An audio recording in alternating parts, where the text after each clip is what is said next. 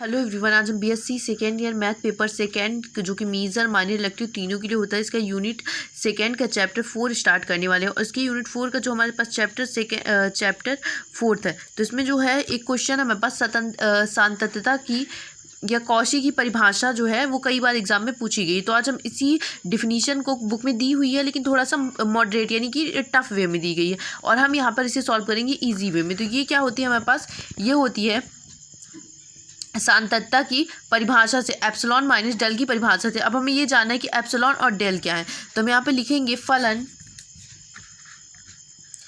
पहले हम ये जान लेते हैं कंटिन्यूटी क्या है। इस चैप्टर का जो नाम है वो क्या है, सांतत्यता।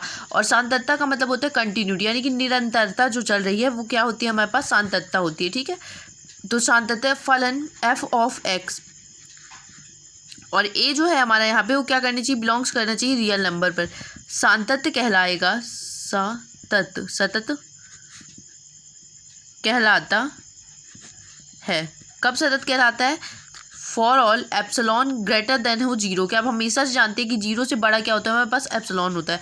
For all S greater than zero, तो सभी के लिए क्या हो जाएगा, एस भी देयर एग्जिट एस भी क्या हो जाए, ये सॉरी एस नहीं है, डेल्टा। हमारे पास एस तो है ही नहीं, ये डेल्टा है। ठीक है, ये डेल्टा है।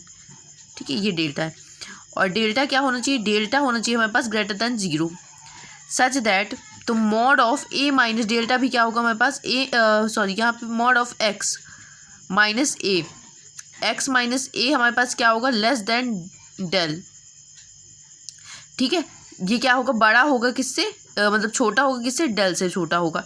ठीक है, तो हम इसको इस तरह भी लिख सकते हैं, mod of F of X minus mod of F A, ये भी मॉड के अंदर रहेगा, और ये छोटा क्या होगा इससे, एप्सिलॉन से। और यहाँ पर जो एप्सिलॉन है वो दोनों क्या कर रहे हैं, एक दूसरे से एग्जिट कर रहे हैं। ठीक है, एक दूसरे पर निर्भर है हमारे एप्सिलॉन और एस, क्योंकि ये दोनों ही क्या है, जीरो से बड़े हैं, और जब जीरो से बड़े हैं तो पॉजिटिव टर्म ही होगा। ठीक है, तो ये क्या है, ये बड़ा है हमारे पास एप्सिलॉन से। इस स्थिति में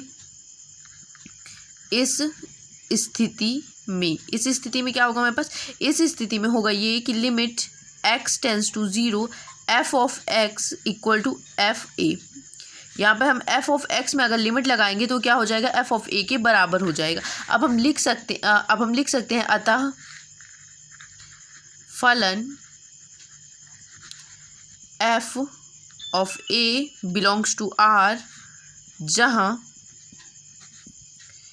ए सबसेट ऑफ आर। ठीक है, जहाँ यहाँ पर जो हमारा फलन है f a for belongs to B R, यानी कि जितने भी हमारे पास ए होंगे वो क्या करेंगे, बिलोंग्स करेंगे रियल नंबर से, समुच्चय ए पर सतत होगा।